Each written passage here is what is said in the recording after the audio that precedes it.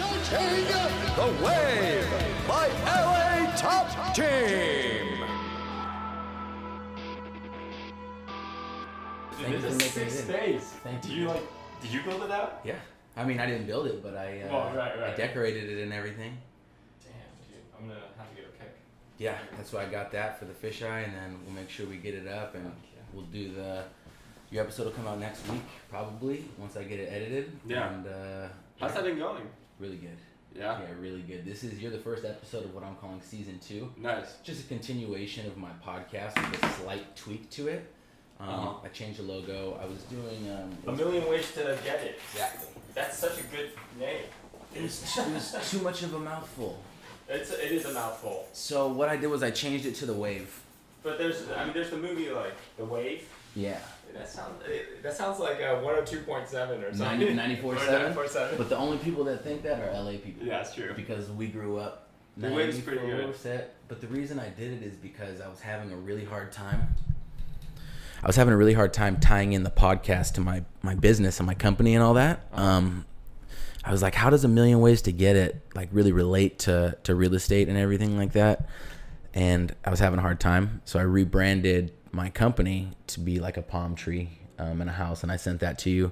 And to go along with it, I started calling the podcast and the newsletter The Wave, because California, Los Angeles, The Wave.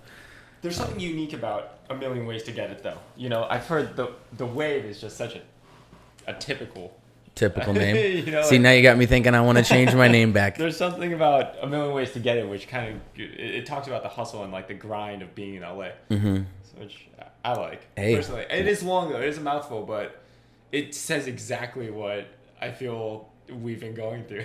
You're the second person whose opinion that I really trust that told me that. It was you, and then guest on episode 6, Cody Romness, who spends a lot of time thinking about branding and presentation and stuff like that. And he's like, dude, you sure you want to change the name? So I don't know, maybe I'll think on that. I definitely got to think on that. Dude, thanks a lot for making it in, man. Are we starting? Yeah, I mean we've been recording. Yeah, we've been recording. Right. So the way that the show goes is I basically have you in, no structure. I've got a very light outline up there. Cool. And there's a filler that I record after, which is just a greeting and say, happy to be back, and housekeeping, telling people, social media, newsletter, yada, yada, yada. And then I give a little bit of background on you. So we're not going to go over background much here. Then I just send it to an editor. Who pieced it goes through it. Yeah, got the whole setup here. Yeah, man. And I'm trying to up my game for season 2. So I got some video going. Let me clean this. Yeah, I don't even think that's going to be in it. It's basically from our knees up. Alright. But, yeah, man. So I'm just going to start a video and let that go. And I don't know when the battery's going to run out, but if it does, it does.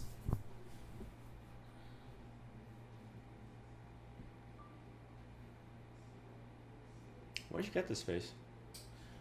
Okay, so I was meeting with marketing assistants and stuff, and I was working from home. Yeah. And I found it on this website called Peerspace, and there's it's basically like Airbnb for office spaces. Yeah, but it's not quite like WeWork or anything like that. It's you rent it by the hour.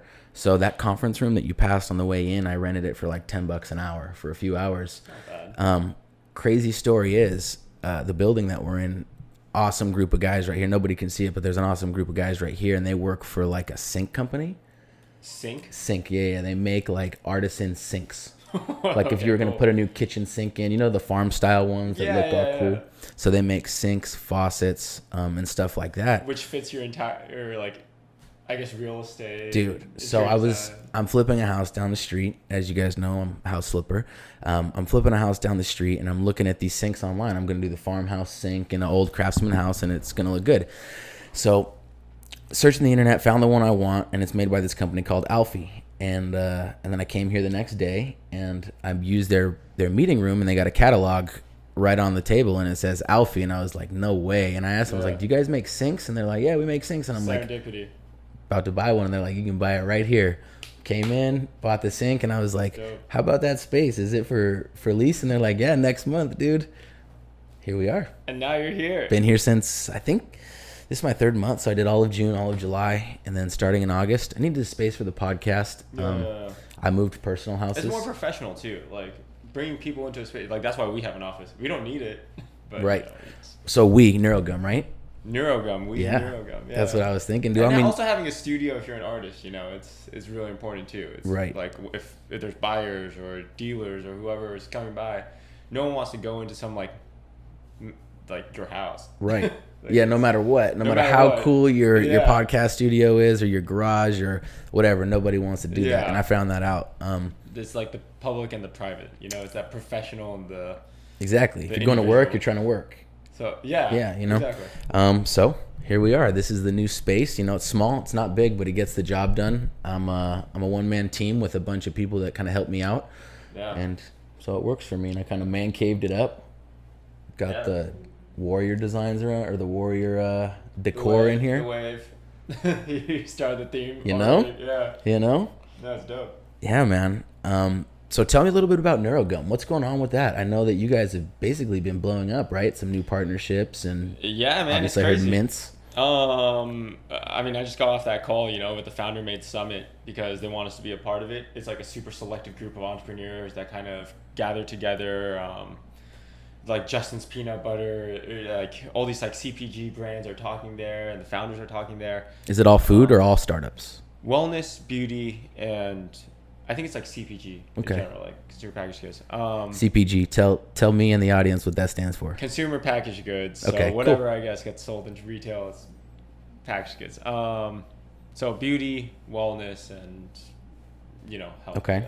Like what we are, but NeuroGum's exciting. Like when we first started out, it was basically, it started out with me mixing powders in my room. Just not like it sounds. Not like it sounds. NeuroGum is tell us about it. It's a neurotropic, right? NeuroGum is a nootropic. Nootropic. We're basically the only nootropic energy gum out in the market. Basically taking what all these other companies are doing in supplement form and making it a much more approachable, consumer-friendly format. And so the ultimate goal is reinventing the way people consume energy, making it more of a daily habit in the same way coffee is, because everyone can carry gum around. It doesn't spill. It's not. You don't need to go to the bathroom. It's efficient. You don't need to pour sugar. It's quick. It's 5 times faster than energy drinks. Okay. Or coffee or anything, because you digest it through your mouth instead of your stomach, with the mucous membranes there. And it's cheaper. It's like 25 cents a piece. Really? And it's got as much caffeine as what? A half cup? It's a half cup of coffee, but you don't need as much caffeine, obviously, as you think. Like 40 milligrams is actually the ideal dose. Okay. According to a lot of science sites, a lot of clinical studies that are typically done. And because you're absorbing it again through the mouth, you lose a lot of the caffeine content when your stomach acids and your liver break it down. Right. So it's actually absorbed through your mouth, not your stomach, regular caffeine. So you only need half. Yeah, different methods of administration, right, lead to different reactions by the body of absorption. For sure. Does it seem to be a cleaner way of ingesting the caffeine? Oh, absolutely. Minimal shakes and all that? No shakes at all. We combine it with L-theanine. I don't know how much you know about nootropics. Not very much. I take Alpha Brain. Shout out on it. If you want to send me some, I'm here. You want to give me a code, I'm here. Yeah, Joe Rogan, right? 10, yeah. No, fuck that code. Give me my own code. Fuck that. My listeners want a code too. On its Alpha Brain is just that's the only one I know. Right. It's like a mixture of it's typically like huperzine A, you got your lion's mane, the cat's claw. There's a lot of these. Cat's claw? Cat's claw. Okay. But there's a lot of these, I guess, supplements that are out in the market right now that, say enhance mental activity and cognitive function. They're known as nootropics. A lot of them, with any field, when you start getting into clinical claims, it gets interesting because it's picking and choosing, right. which trial you want to do. Right. But which doctor you want to use. Which doctor you want to use. And the most tested nootropic stack in the world by multiple sources is caffeine and L-theanine, which is what we use. And that's L-theanine is the main amino acid found in green tea. It provides focus while reducing the side effects of caffeine. So L-theanine? L-theanine. L-theanine. Yeah. It's Is it in coffee too or just tea? Only in tea. Okay, so you get a little bit of the caffeine that's in coffee, you get a little bit of the L-theanine that's in tea. that's in our gum. You get the natural L-theanine from green tea.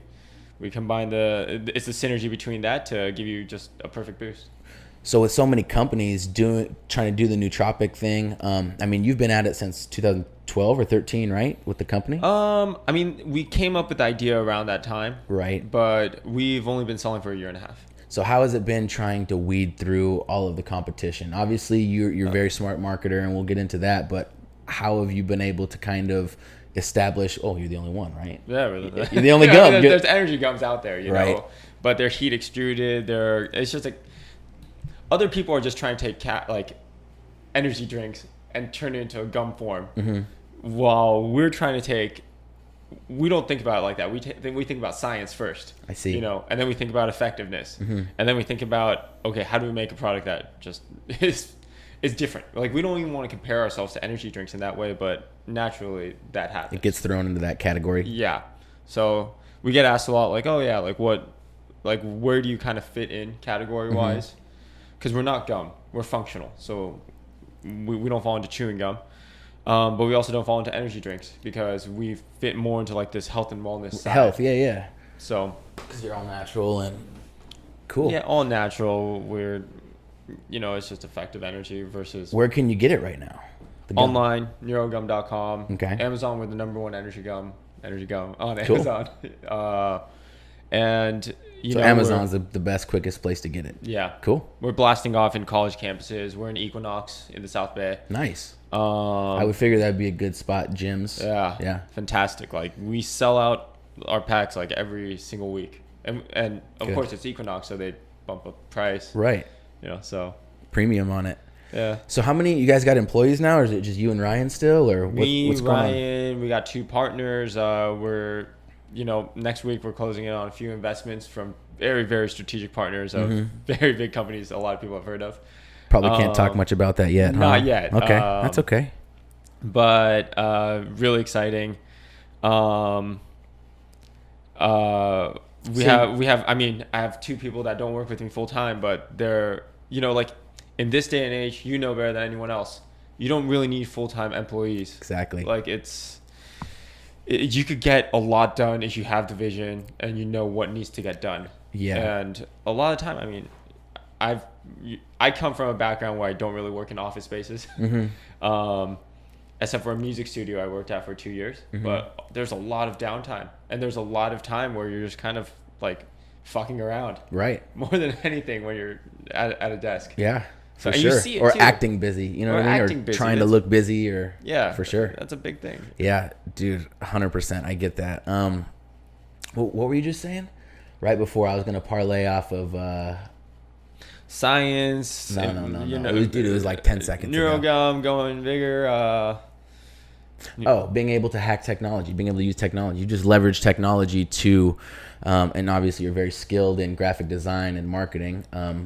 You've just been able to use the advances in technology to kind of do what you need to do to get it done. I mean, I would say, because I come from like a graphics background and like a creative background. Something I still do pretty intensively, but there's only so much of that you could do yourself if you're an entrepreneur. Right. Like your main focus should really be growth. Right. It's very time intensive. It's time intensive to just be thinking creatively about brand, and like you inject that and find the right person to be able to do that. Right. As quickly and effectively as you do it. And it's so, and I was kind of dealing with that the last 2 months in between my seasons of the. Really tapping into the creativity, not only like using the actual software of editing or creating visual images, but thinking about how it's going to be presented. So I kind of had to pull back my chips for a little bit. But if you're, my idea with anything is, if I'm working for someone and they know more than me, or if they know as much as me, or whatever it is, I respect them way more than someone who's just telling me to do something. Right. And they don't know shit. Like that's why Elon Musk knows he knows the basic foundation of everything in his company, right? From like automobile manufacturing to like rocket science, like legitimately science, like he knows the foundation, and that's why people respect him. And he's an entrepreneur; he has that business side. So, would you rather be Bezos or? Dude, Bezos is killing it right now, dude. Or Elon Musk. Yeah, which one, dude? You got to pick one. Dude, Bezos is killing it right now, but Bezos comes from this.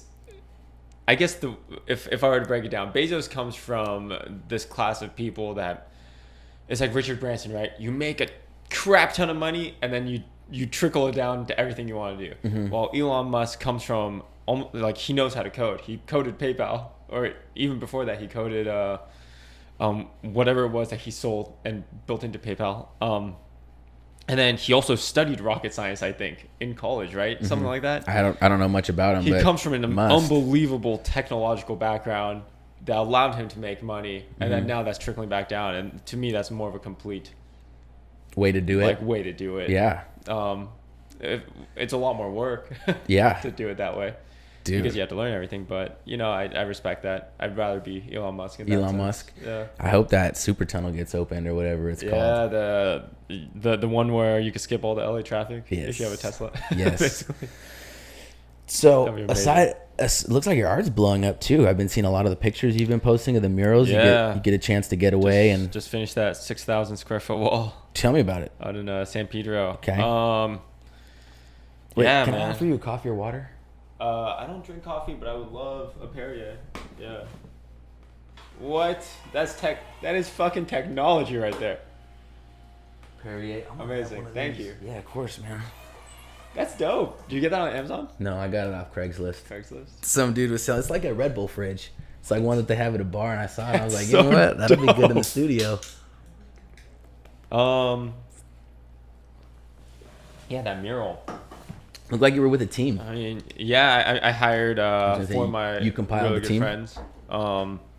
Which it was funny because I was talking to my artist friends, and I come from art. Like, when I was a kid, I wanted to always be an artist, mm-hmm. But I know how hard of a field that is, and even after college, I was pursuing that, and that was probably some of the hardest times of my life, But I think what I got really good at in that process is just getting the right team of people together, mm-hmm. And I have to thank NeuroGum and my experience in NeuroGum for that as well. But because you can't do anything yourself, like you can, but there's a limit to who you can be as an individual, in my opinion. As you expand that algorithm out, the more you can build, mm-hmm. And that's, I think, the ultimate goal for anyone, right? Yeah. Not just like to be ego driven, to be like so when result you say driven. I'm sorry for interrupting. When you say it was like the hardest time of your life when you were trying to pursue art, what sort of art were you pursuing? Graphic design and logo design? I mean, I did that stuff like because people need it, and you were good at it. And friends, yeah, I was good at That's it. what I was asking. What was it that you're like, okay, I'm gonna pursue art as a career? How did you? I mean, I don't consider sorry to all the graphic designers, but I don't really consider like graphic design and logo work art. Okay, that's. There is creativity and art behind it, mm-hmm. But that at the end of the day, it's like, it's a job. It's branding. It's creating something for someone else. Like your art, there needs to be personality injected into any art. There needs to be humanity that comes from you, right? When you create something. And for me, that's what I was pursuing when I wanted to make films and. Trying to go to film school, but not having the money to do it, like trying to, I was making commercials and some commercials aired nationally. Like I made something for McDonald's, like there's good times in that, right? Mm-hmm. But then when you don't have like the team building skills, or you don't have like the money to be able to create bigger productions, there's limitations, which is the reason I started like veering off that path. And, while pursuing art, like as like a passion project and something that I work more than full time at, mm-hmm. I started realizing I need to get this business side, and develop that business side, which is why I did NeuroGum, which is why I was freelancing and all that. So at this point, like with my art, I just had a show 2 months ago, my second solo show, my first one in downtown LA. Like 400 people came. We're trying to go to Miami Art Basel now, which is mm-hmm. the biggest art show in the world. I'm super stoked for that. And then last week I just finished. I painted a historic landmark for the city of LA. Really? Yeah. on like the oldest movie theater in LA. That was one down in San Pedro? The one down in San Pedro. So it's crazy, man. That's something I never would have imagined, myself doing when I started painting walls. When I painted that first wall at your place. Right. Yeah. Well, I remember you showed up and you're like, I was like, how are you going to do it? Just quick background. I lived like in a warehouse down in the arts district, and Kent rolled up and he asked something about painting the outside. And we were talking maybe like 3-4 years ago. We were hanging out. Yeah, 3 years ago. And he goes, can I paint it? I was like, dude, by all means, paint whatever you want. And I remember he showed up. He's like, I don't know if I'm going to spray it or brush it. And then like a week later, it was done. Planned, done, finished, and it was awesome. You were there with one other person, Marilee. Marilee, yeah. Marilee helped you out. Who I'm still really good friends with. She works for NeuroGum. Oh, really? Yeah.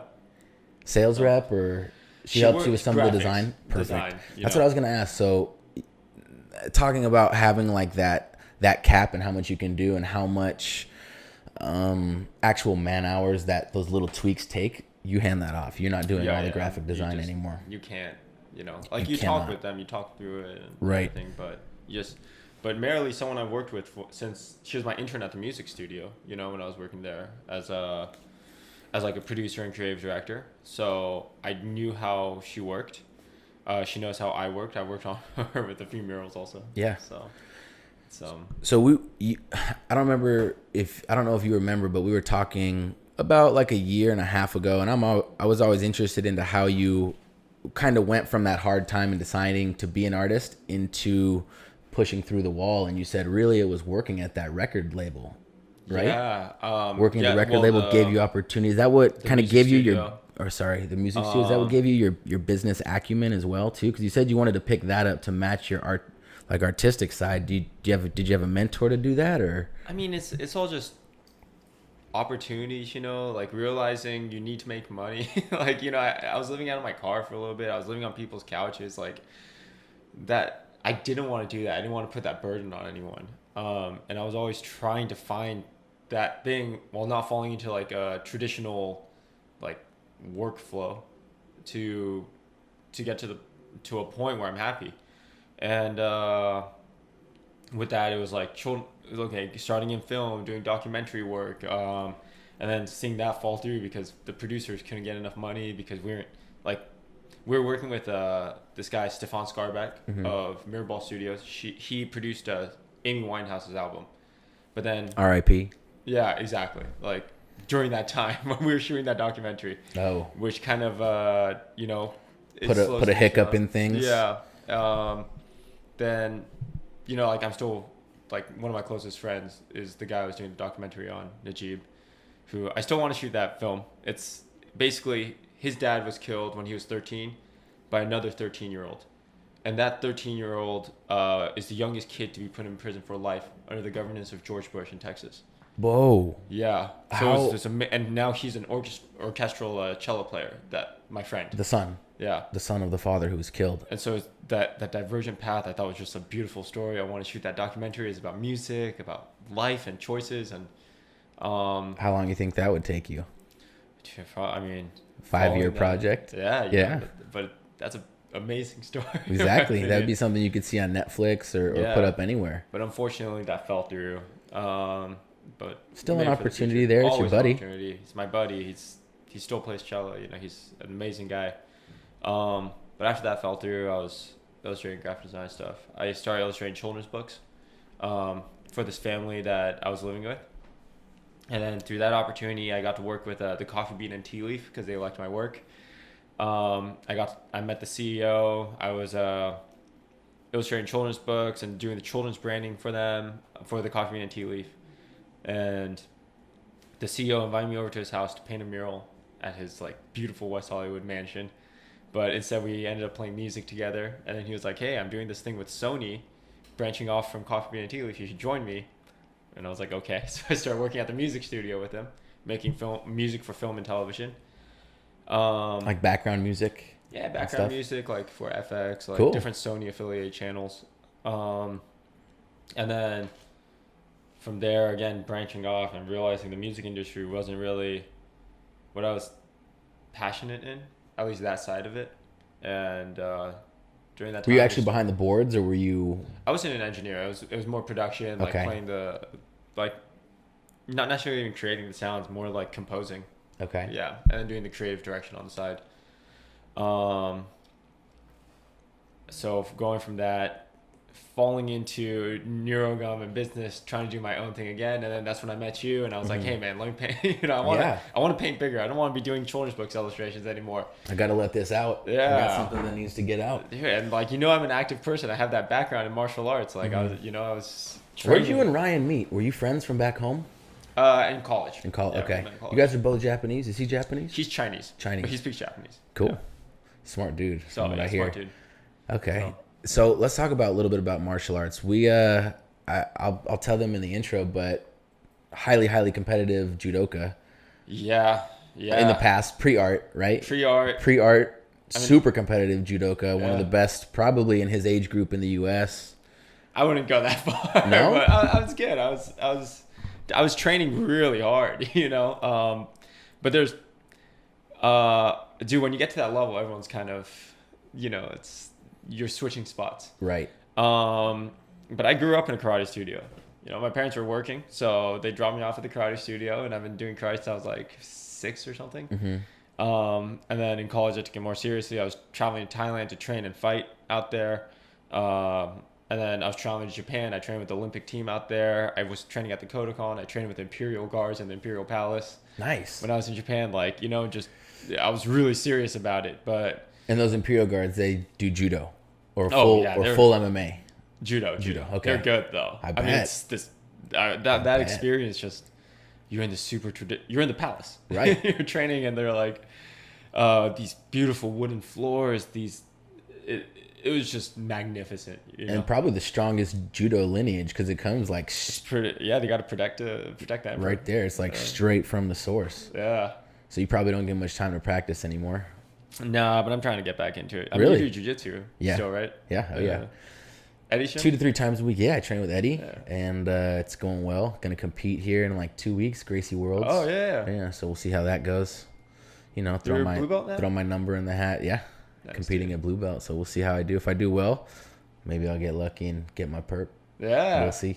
Dude, that'd be awesome, man. We'll see. So what are you doing to stay in shape? You look like you're in pretty good shape, man. I rock climb. I'm still rock climbing. Yeah, I'm trying to climb all the 14ers in California, which is any mountain above 14,000 About 14,000. I work out every day in the morning. I want to get back into fighting, but it's just such a commitment. It's hard, man. It's hard. Yeah.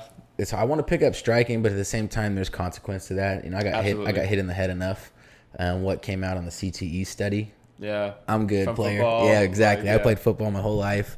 I played football for since I was 7 to 23. You had a few amateur MMA fights too. Yeah. But shit, you're not getting hit that hard in that. You know what I mean? I got hit more in training. But that's what's stopping me from doing the striking thing. I would love to. Most of the damage comes from training. And it's those repeated soft blows to the head, they say, that do the damage. So that's why I choke people. Right on. I didn't know that judo had submissions. We trained and you tapped me out. You're like, we do the same shit you do. Arm bars and this. And this is the goal is to submit. We're not at high level, you're not working off your back as much. So it's different. But dude, so what do you think about Mayweather McGregor? Dude, McGregor doesn't have a chance. I don't even know why the argument. Floyd Mayweather is 49-0 against the best boxers in his game. Yeah. Against the best boxer in the world. I hear you. I'm excited for it. I'll be having a party, so you should come over.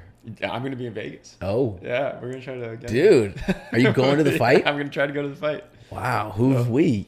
Me, my buddy Hunter's birthday is that weekend. Oh, that's going to be wild. He already has a place booked. Okay, I was going to say you better get on it. Yeah, man. Dude, you're stoked. What tickets are like $100,000 ringside or something? It's like some stupid number. They haven't sold out though yet. They haven't. No. Have you decided where you're gonna watch it if you don't get tickets?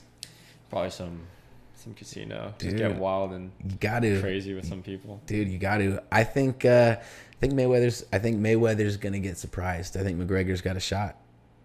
Really? Keep in mind, I'm a diehard MMA fan. Yeah, I'm a diehard McGregor fan. I'm also like a logical person. True. I think I've been trying to make comparisons in my mind, and I think the best one is you take like a football player or a soccer player, the best one in the world, and race him against a 100-meter champion, the fastest 100-meter runner ever in 100 meters. They have to run. They're pretty damn fast, and if they weren't a pro soccer player, they probably could have been a 100-meter runner. So I'm interested to see if in the 6 months or so, he's probably been training for this for a year and a half, but I'm interested to see if that time is enough to groom him to, I guess, quote, run the 100 meters. Yeah. For versus sake someone of the, like Floyd Mayweather, who's been doing it since he was like 2 years old. I don't think it's gonna look like a boxing match, dude. I think it's gonna look like capoeira. I think it's gonna look like karate. But there's no kicking or anything. No, but I think the movement. There's no back fist. There's no like. No, but I still think that he's gonna be. I think you're gonna see Conor like moving around, putting his hand on the ground. Like you might see a butt scoot. You might see him butt scooting in, so we can do an uppercut. It's gonna look really weird, and I don't know if it's gonna look good or not. Have you seen Antonio Inoki versus Muhammad Ali? Yeah. I did. Apparently, Muhammad Ali didn't know what he was going into. Like he thought it was a WWE match. Like. I guess when you're that early, they say, all right, we're going to do a no holds barred. Like, what? Yeah, you can just get in there and do what you want. Yeah. Like, if no one's really done it or you're not watching videos, you don't really know what to do, right. You know? But funny. Speaking on that, so that conditioning, they didn't know what to do because they hadn't seen anybody do it. Yeah. And so now in the UFC, everybody does the same thing. And you see weird variations of like, oh, this guy's a great striker, this guy's this. But you still see Muay Thai, Jiu-Jitsu, boxing, wrestling. Yeah. And athleticism. You kind of see, I mean, John Jones really introduced the first hybrid striking, where he tries to go for a takedown and does like that weird spinning, like back elbow. Like, did you see his last fight? Yeah. It was great with Cormier. Dude, Cormier was getting him. I got to give my hat off to Cormier, but John Jones is the best in the world, man. He's good, dude. He's probably the best that's ever done it thus far. Yeah, I would say so. Do you think he could beat Brock Lesnar? I do. Me too. I want to see it. Actually, I really want to see it. I mean, I gotta think that Brock's just gonna go bull mode on him. Try to bull him into the fence. Probably, he's probably gonna try to cheese grate him through the fence. Yeah. And then just grind his face. But I don't know if he's gonna be able to do it, dude. Man. Lesnar is strong, but John Jones is a great wrestler. Do you think John Jones can beat Cain Velasquez? Right now, yes. Yeah. Yeah, right now, yeah. And I think Cain Velasquez right now could beat Brock Lesnar. I know MMA math doesn't work that way. No, there's no. I mean, MMA math never works. It doesn't exist. How about Stipe? I think Bones Stipe would be a good fight. That would be a good fight. I don't think John Jones can beat Stipe though, because range wise he doesn't have that advantage. Power wise, he definitely doesn't have the advantage. Yeah, and he's not going to break him mentally for sure not. That immigrant mentality, dude. And he's a firefighter, and he's a heavyweight champion of the world. Yeah, it's like what? Best ever. Exactly. Literally, he's the baddest man on the planet because he's the biggest champion. Man, I don't know, man. We'll see. Yeah, you still listening to a lot of podcasts? Oh yeah. Yeah. Got any favorites? A million ways to get it. That's right. Dude, Rogan podcast is always good, but always he kind of starts repeating the same shit over and over again. I never listen to like his fighter and the kid ones or whatever it is. You don't listen to the Fight Companion? I can't, dude. Eddie is just too ridiculous. That's fair. That's fair. That dude's my coach, and he's like, even I'm like, dude, oh, the Eddie. tower is like. But do you know why? It's because he's so deep down the hole that he forgets that the shit he's talking about is outlandish to people. You know what I mean? It's like sometimes I tell him like, hey, remember what first got you down the rabbit hole? It wasn't that the earth was flat. It was something about this or that. You know what I mean? Right. You can't just come out and you start researching, and then it compounds, and it's like exactly. And then you get to the point where, and that's why Alex Jones looks crazy, because he knows so much about it that you don't know, and he's telling you what he just found out, that he sounds fucking nuts. But if he were to bring you along the line, you might agree with him too. You know? Right. He'll just drag you down. So you listen to Rogan. Radio Lab. Amazing. Radiolab's always. Is that like on the top charts? I would say probably, yeah. Pretty popular. Hardcore History with Dan Carlin. One of the best. He just came out with a new episode that I'm listening to right now about the Celtics. Or the Celtic. However you pronounce it. What else? I mean, what are you listening to? Well, so those.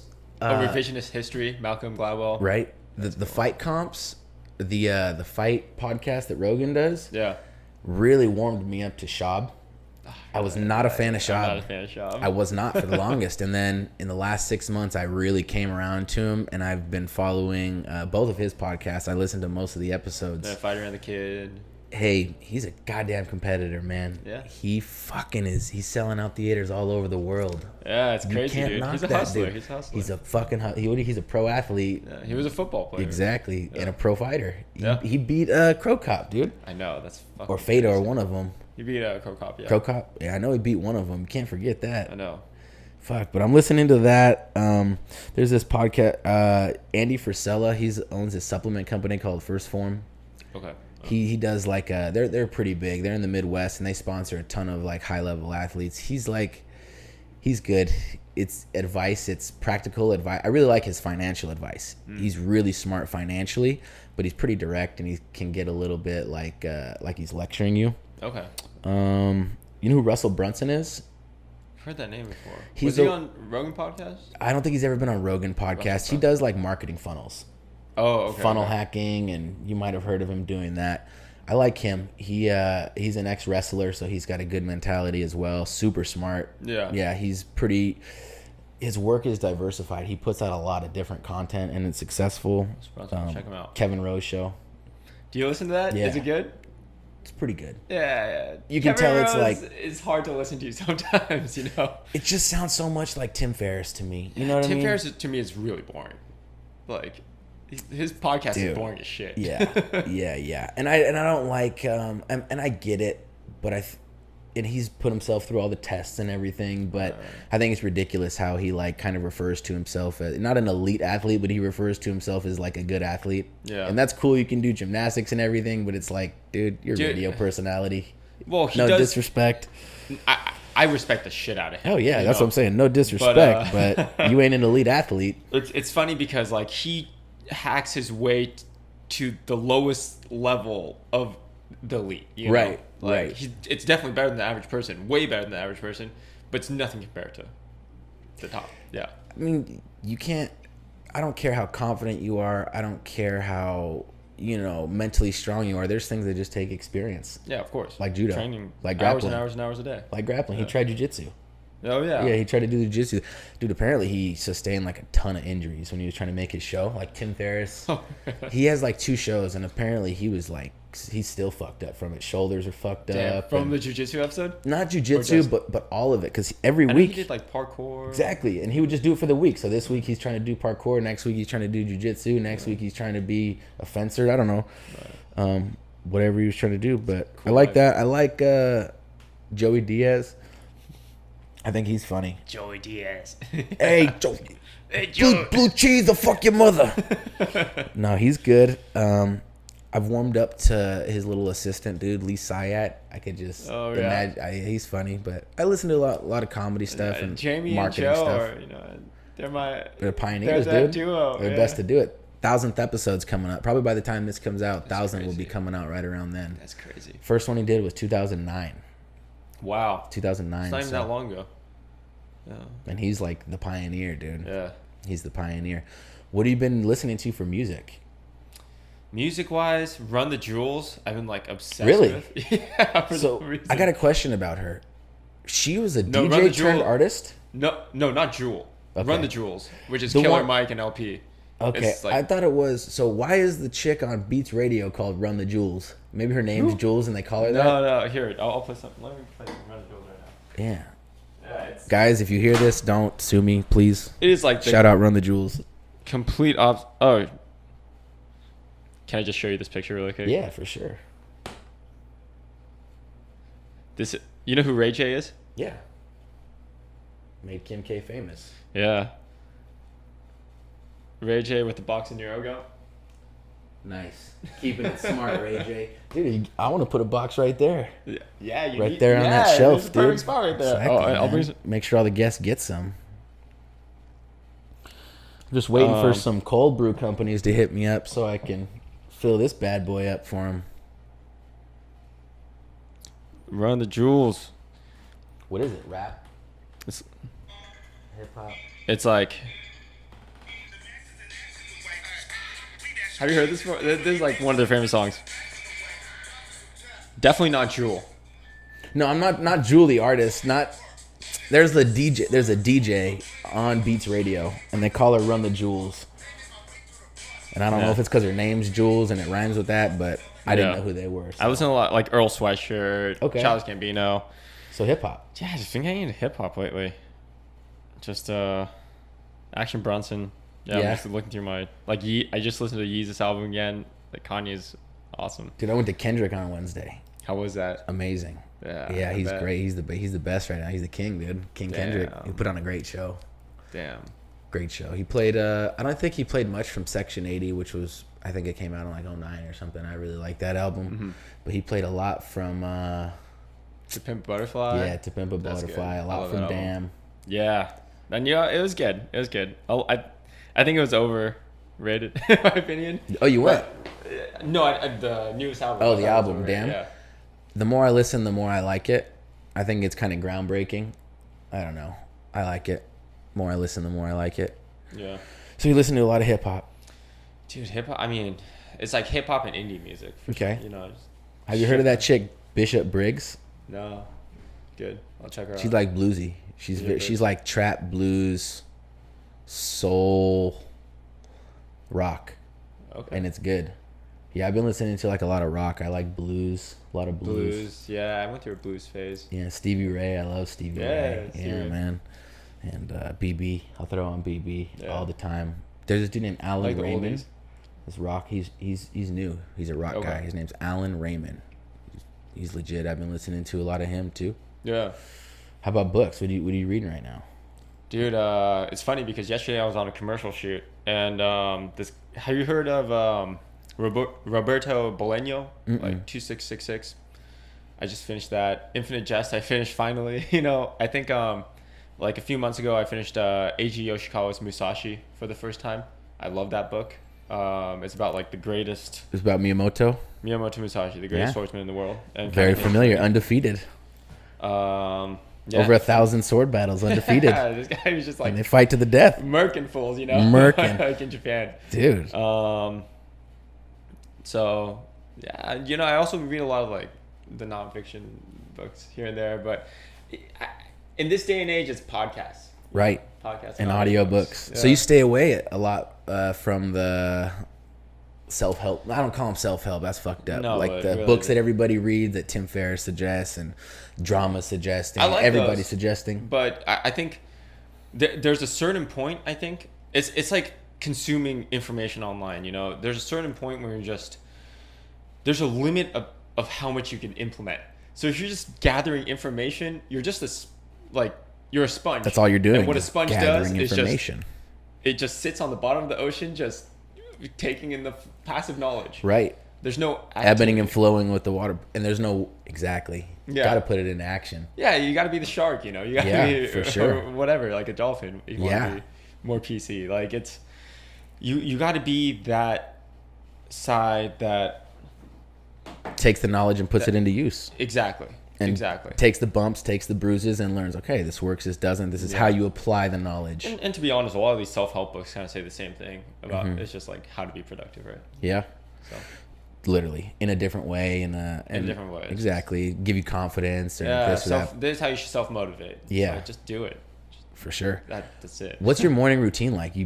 So your office is in Culver City. I was in Culver City. You're still downtown? Still in downtown. You got really traffic, depends. Son. Yeah, that traffic sucks. Yeah. Fuck that traffic. But it's what it is. We live here. It depends, you know, like, it depends on kind of my work schedule. If it's like mural time, I'm usually sometimes pulling all-nighters to paint. Like for my show, I was pulling, there was a whole week where I slept maybe like 6 hours that whole week. It was crazy. I was taking 20-minute naps like once a day, you know, for a week. And it ended and it culminated with the show. Yeah, I mean... And I just crashed really hard after that. But morning routine: wake up at 6:50. You know, do a little stretching. If I have the opportunity to, I go to Culver City to Cliffs of Id. I work out for about 30 minutes to an hour. That's the rock gym. The rock gym. So no more LA boulders. Well, LA boulders too, but Culver City is on the way to my work. Cool. And I can just take a shower there and everything. Okay. So I go there, take get a 30 to 1 hour workout in, and then get into the office. take meetings, do work. Every day's different when you're an entrepreneur. Yeah, for sure. You're running around. And then when I get back home, I either work out again or I start doing some art. I usually have like a project lined up. What time you usually head home? So, how long are you in the office for? I'm only in the office for like 4 or 5 hours a day, man. Oh, really? At the most, yeah. Yeah, I don't know. It depends. Like sometimes I'm in there for like 10 hours, you know. Yeah. Other times I'm in there. I'm usually working on NeuroGum like 10 hours a day. A lot of my shit's on the road, though. Yeah, like I'm exactly. working, but I got projects. I got to drive to fucking Garden Grove or drive to Inglewood. But yeah, man, as far as in the office, like you say, it can be a little time waste. You know, it can be time wasting. Yeah, I mean, meetings are the biggest waste of time. Yeah, like a lot of people say that. Yeah, for like, sure. That's like the hip thing that people are saying now. It's like, oh, meetings are wasting time. They're important for sure. Yeah. But you can communicate through Slack. You can communicate through a gambit of mediums that you don't require. Okay, let's meet up at this place so we can sit down and talk about it, then go our different ways and get the work done. Mm-hmm. Yeah, just communicate, get it done. Let's all just be on the same page. So what's the plan when you get this funding? I mean, new flavors. We're ultimately setting ourselves up to get into retail, right? And being okay at retail. Like Whole Foods, Albertsons, Stater Bros, wherever. Yeah, like last week I just spoke with this guy who knows the president of Albertsons, and he could get us into all the Albertsons. Jeff Albertson? Oh, Mr. Jeff Albertson. His name is Jeff. I forgot what his last name was. His name's really Jeff? Yeah, his name is actually How about that? Jeff Walderberg or something. How about that? But he has deep connections in the retail space. So that's kind of scary though, because you got to be able to fulfill the orders, right? You can't just be that initial PO. Fulfilling orders, and even if you get a PO, it's not like they pay you right away. Right. Like these guys pay you like 90 days, 180 days, sometimes later. And you're floating. Right. For half a year. And hopefully it sells. That's a lot of product. Yeah. That's a lot of product. Do you make it here? Do you make it overseas? We make it in Canada. Cool. Like, super close because it's a patented way of making it. Okay. It's so there's a patent on your formula? Oh. Yeah. Cool. So patent pending on the formula. That kind of takes a while. Yeah. But the manufacturing process itself is patented, so no one else can make the gum like we do. Huh. Yeah, and also can you talk? Well, you can talk about it because no one can copy it. It's a cold compressed tri-layer method. Most gums in America are created through heat extrusion, which is processing the gum through heat, and that's why it breaks down after a while. Mm-hmm. And also the active ingredients lose their integrity because you're going through intense heat to make this gum. Right. That cools down. But for us, we use pressure instead to just slam all the active ingredients into the gum base, so everything maintains its integrity. The chew profile stays great forever. So you literally press the ingredients into the gum base. And it's 3 layers. And can you see it happen, or is it all chemical when it's going on? No, you can see that. It's literally just like a pressure thing that, thousands and thousands of PSI of pressure just crushing it together. So do you do you design the packaging, right? I remember when you were designing I designed the original packaging. Right. And then now we work with Meat and Potatoes, who does branding for Taco Bell, Sky Vodka, like Sons of Anarchy. Never heard of those things. Never, right? That's cool. Some indie brands. So you got them designing your package. I remember when you were trying to figure out how to keep it fresh. You love the box design, but you had to figure out a foil, some sort of foil implementation to keep it as fresh as possible. Growing pains. For sure. Yeah. But you've got the finalized one. Yeah, blue box, we're constantly working on the flavor profiles. We're constantly, like any company, right? We're constantly working on expanding our line, which is going to be the next step once we get the investment as well. But really just getting a full operations team and then getting a sales team out there, I think is good. But, as with anything, there's the hard way to do it and there's the easier way to do it. If we could get to a source that knows all the college campuses and all these college campus stores in the U.S., why do I need a sales team going out trying to reach out to everyone when I could just reach out to one person and give them their portion or whatever for linking you up? So what's the plan till the end of the year? Lock down that investment. Lock down the investment next week. Lock down some big distribution channels. Yeah, like college campuses, our partnerships, supermarkets with one of the top DJs in the world. And cool. Making commercial and getting that word out there. And where would okay, I got a question. So you make the commercial with the top DJ. Mm-hmm. Do you put it on TV? Probably not, huh? Probably not. You put it on YouTube. Do you know what's funny? Like I was listening to to on Facebook. You know Chubbies? The Yeah. brand Chubbies? Yeah. The underwear. The underwear. Yeah. That's Me Undies. Chubbies does like the super short shorts. Oh, that's what the swim shorts. Swim shorts. Yeah. Chubbies. They last year at the Super Bowl they released a commercial through social media channels, and their commercial got more views than any other commercial that aired during the Super Bowl. Because everybody's on Twitter. Everyone's on Twitter. Everyone's on Facebook. Talking shit about, oh, did you see Antonio Brown's catch? Yeah, exactly. And then all of a sudden you scroll through and you see Boom. Gary V's fucking video or whatever. And that just blew them out of the water. So you're probably going to do something like that. Something like that. Now, would you come up with that plan? The commercial idea? No. I figure you'd be part of that, but I'm talking about the idea of distribution, where you're going to put it, how it's going to get out, the marketing plan. I'm really interested in that sort of thing. I mean, ultimately... So you have the product. You shot the commercial. You say, okay, how are we going to do this? Who comes up with that plan? You sit down and you talk to a team of experts that have obviously that marketing knowledge. Your partner's got a team that probably specializes in that. Yeah or no. Yeah, your soon-to-be partner that we can't mention. So getting those people involved and then seeing what to do. Seeing what they say? Yeah. They're the pros? Cool, man.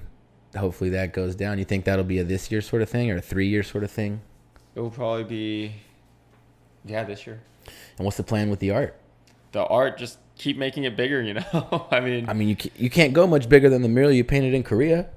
Physically. The Shanghai one? Yeah, or Shanghai. Well, this one I painted is 4 times bigger than the Shanghai Physically one. Bigger? Physically 4 times bigger. So how are you going to go bigger? Skyscrapers. Oh my gosh. If people want to see the murals, where can they find it? I got murals all my Instagram, Kentoronic. Kentoronic, Kentanic. Cool. And that's where they can see pictures of your murals. Yeah, but you can see pictures of my murals there. And then you got NeuroGum Kent too, which shows a little bit of your NeuroGum side. It's like my NeuroGum side, my active side, my business, entrepreneur side. Cool. But yeah, like my goal is to have the business side running effectively and like not losing my art side, because I think a lot of what happens is a lot of these people kind of fall into like the money aspect of things, get drawn into it too far, and they lose what they were truly passionate about at the very beginning. And you're on track to do that. I mean, I feel like your art's given you a lot of opportunity, whether it was working in the music studio and met somebody, or whether it was without a doubt. Starting to paint a mural and taking photos and caught someone's eye, and now you got a bigger mural overseas. Dude, I mean, the biggest one in LA. Like at the end of the day, it's just historic. It's just like work ethic. I think legitimacy. I pull more all-nighters than anyone I know. Like, but all these things, I don't do it because. I mean, I do it because I semi-need to in a sense, but I do it because I want to. It feels good. It fulfills something. Yeah, like and when you're working on something that you're passionate about, you don't care if you don't get sleep. You don't care if like something's happening in the background. You're purely focused on that goal, and you love it. That's life. Yeah, for sure. For sure. So. Any questions for me? I mean, millions. You know what I'm doing. There's like notes on the wall. Like, that's just so I can stay on track through our thing. We went through all those. We worked our way through it. Books, podcasts, all that. No, man. It seems like you're doing it.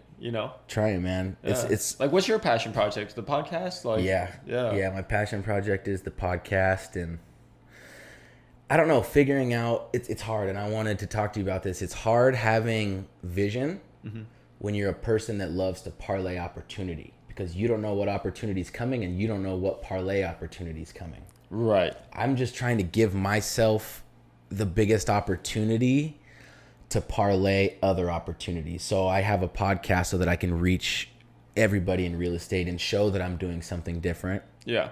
And not only that, have a chance to bring in entrepreneurs like yourself, create more opportunity, talk to them, connect with them on a different level, and see where that goes. And it's hard to say, well, in 3 years from now, I want to be this. I don't know. I hope I still have the show, and I hope I'm still interviewing awesome people. So episode I'd say 500, 1 million listeners. Yeah, for sure. Dude, that'd be great if I could follow through and continue to be the most entertaining show in real estate and offer entertainment rather than education. I feel like I can do that. There's a huge space for that, and That'd definitely be my passion project. I think it's important to always have that discourse, where it's just people going back to the reading thing. Like you could either read these books that was written by one person, or you could listen to multiple conversations, and you take what you want from them and you apply it to your life. And also, so that'd be my passion project, and work-wise, figuring out how I can expand. Like right now, I think I've kind of reached my limit on how many houses I can manage flipping. It's what I do simple. I find a house that's distressed, whether it's through an agent or through a direct to seller, and then I fix it up and sell it. That takes, it sounds simple, but it takes a lot of time and energy, like graphic design, thinking of what floor you want, making sure it's picked up. But do you think you could find a management team that will do that for you? I want to. I got to figure out how to structure it. And that's right now figuring out how I could structure that. Because what happens if you bring someone on, put them on payroll, and then all of a sudden you go from 4 houses to no houses. You know how it goes. So I'm trying to figure out how technology can help me out with that, and where exactly it's going to go. When people say like connections are the most important thing, I think it's connection are the most important thing because you have that infrastructure built, and most people don't have that infrastructure. Well, see, what's funny is I've been thinking about it's not who you know, it's what you know. And I think now with the internet, that's most important because anybody can find out anything they want informational wise. Like realtors are obsolete. You know how much your house is worth. It's crazy. You know exactly how much it's worth. If you wanted to sell your house alone, you could do it. What do you think about Open Door? Have you heard of the company Open Door? No, I've heard of Rex. Rex. Yeah, Rex. Yeah, they're doing something similar, like a tech-based real estate, saying the realtor's obsolete. I mean, if real estate agents they're like the middleman for filling out forms, basically. Literally. Then you don't need me for my knowledge. You need me for my connections. Yeah. I know people that can help you get this done for cheaper, and I know a lot about these neighborhoods. You don't need me to fill out papers for you. Technology could potentially wipe even those connections out. Literally. It's directly connecting you. Literally. But right now it's not quite there yet. But I realize you don't need me for my credentials. What the fuck? Realtor credentials are bullshit anyway.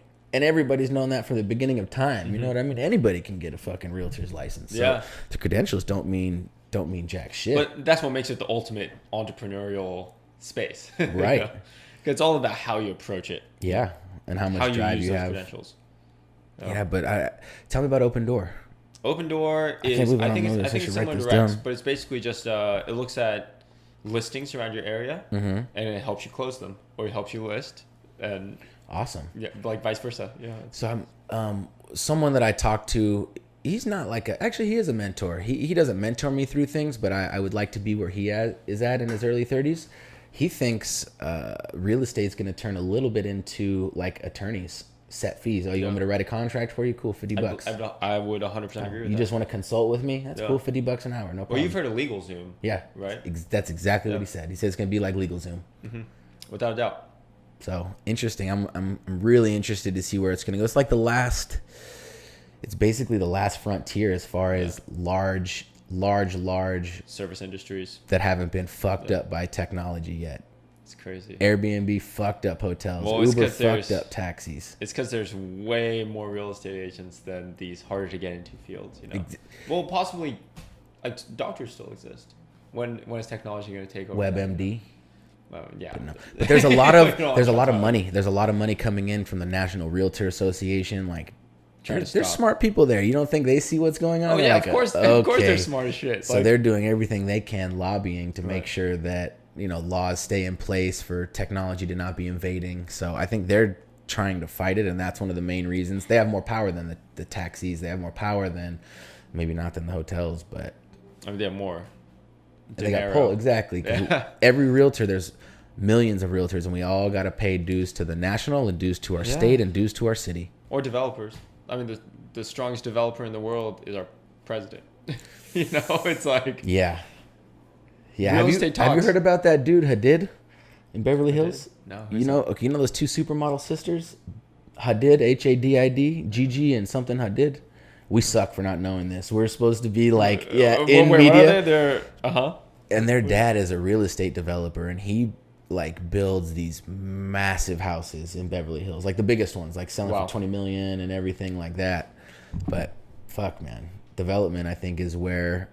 Especially here in LA, because prices are so high for purchasing, I think you're going to see a lot more opportunity for building but that's still you cap out, and that's what I'm trying to figure out is how do you.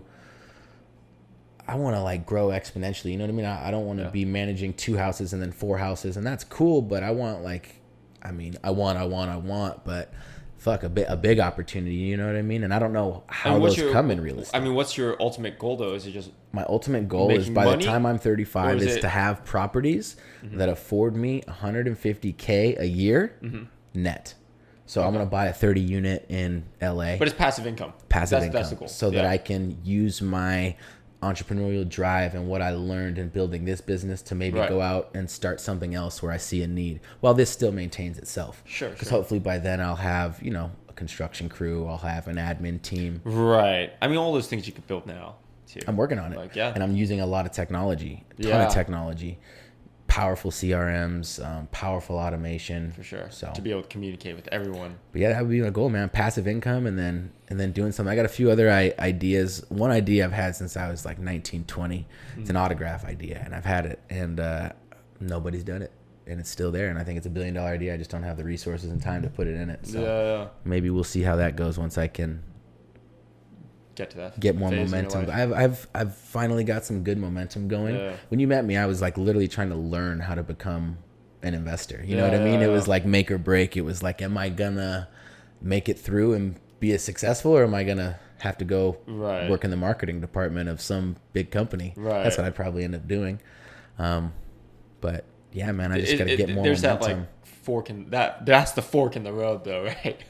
It's comfort or that entrepreneurial windy road. Yeah.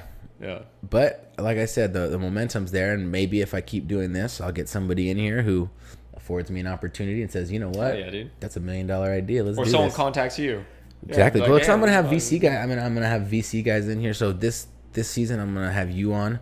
Hopefully my sports agent's going to be on, the guy who represented me for football. He does a lot of stuff with media, represents baseball players, football players. So I want to have them on. I want to have my girlfriend's brother on. He started a clothing company, a successful one called Electric Family. Okay. Yeah, they partner. They partnered with the biggest DJs ever. Think of the biggest DJ in the world, and they've partnered with him to make bracelets for charity. Wow. Is how they started, and then it's like Pure Vita. Yeah, very similar. Very, very similar. Something just like that. And then they expanded into full clothing lines, and now they do merchandising for a lot of the big DJs. Got it. For stuff like that. So I'm going to have him in to talk about that. He's right down the street. And then, I want to have this VC guy in. He's cool. I went to college with him, and he's been really successful investing in a few companies like Oculus. Oh, yeah. Yeah, like Oculus and a few other tech companies. Our accounting team did a lot of the accounting for that merger. Really? Yeah. Nice. Yeah, man. So I just hopefully keep doing this, and something will click. You know how that's how it goes. I would love to connect to your sports agent. Actually, I think there's a huge opportunity for NeuroGum in the fitness space, or by all sports means. in general. He's been able to hook me up with some product deals too, so he's familiar with it. Yeah, he's got some cannabis deals for me. Nice. And I might have to edit that out. My bad, yo. But yeah, he's got some deals for me, so I can definitely link you up with him. Great guy. He's right here too. Oh yeah, Beverly Hills. Yeah, perfect. Young guy, went to SC. Young guy. You don't care about football, huh? Could make a difference whether the season's coming. No, season's coming. I'm excited. The best running back in the league just got suspended. For what? 6 weeks for hitting his girlfriend. A lot of wife beaters in the NFL, bro. A lot of fucking women beaters, bro. Ray Rice or whatever. Who's that dude? Ray Rice. Yeah, that whole fucking thing. Man, that was crazy. Yeah, I only know names if something controversial has happened or if they're really fucking good. Like Colin Kaepernick. Oh yeah, that whole. That's the dude who took the knee during the national. So what happened is he took a knee during the national anthem last season. Yes, like 5 games in a row because he didn't agree with Donald Trump or something being president. And he got cut. Yeah, and nobody has picked him up. Wow. A Super Bowl winning quarterback, stud. That's insane. That whole Aaron Hernandez thing too. Oh, dude. Dude, crazy. Football's filled with drama. Seriously. Well, I mean, you got to be a crazy motherfucker to be that successful at football. Wild dudes hitting their head, pushing life to the limit. Right. You don't know what their normal is anymore, you know? And you see it. And you're in that world which is all testosterone. All testosterone. Yeah. I can't believe how when you're in it, you don't realize, you know what I mean? It's just, you don't think about, like, I used to enjoy running down the field like 60 yards and just blasting somebody. Oh, yeah. And knowing what I know it's like now, fighting too. Just like you just like kicking people or punching people in the face. Yeah, Just, feels good. you just believe it. Yeah. It's okay. But That's you right. can't be that person in society. No, You're not gonna be accepted. hell no, but Schaub's doing it. Yeah, Schaub's doing it. He doesn't play much on the I'm a fighter. You know what I mean? You know he has the knowledge. Exactly. He's moving away from the meathead vibe. He got his fucking ears pinned back. He covers his tattoos. Really? Yeah. Wow. His ears are pinned back because then they're all cauliflower sticking out like this. You know what I'm saying? Looks bad. Smart. Looks bad. So what do you got going the rest of the summer, dude? Just vibing, chilling. I got 2 murals coming up. Where? One in Culver City. Cool. At Harajuku Tap Room. That's gonna be exciting. And then one at this. Is it gonna be a Japanese themed mural? They want a Japanese theme. They want like the wave, you know, like so. I'll probably. But I mean, it's.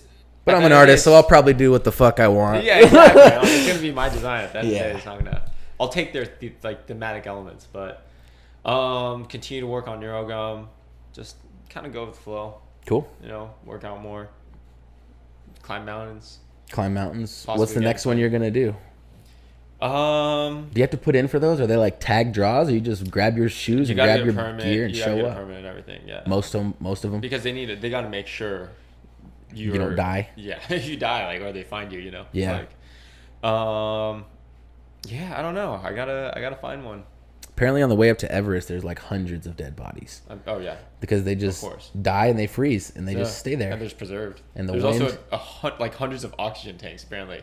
Really? It's just littered. Yeah. Like the way up to Everest is just gross. I would imagine. Yeah. I can imagine that. That sucks. They've made it like commercial now. Yeah, exactly. It sucks. No, we'll see. Well, I hope you come over for Mayweather. Oh, you're gonna be there. You're gonna be at the fight. I'm gonna be there. Dude, cool, man. Yeah. Well, I really appreciate you coming by, dude. Oh yeah, I man. really appreciate that. Got an hour of some good content down.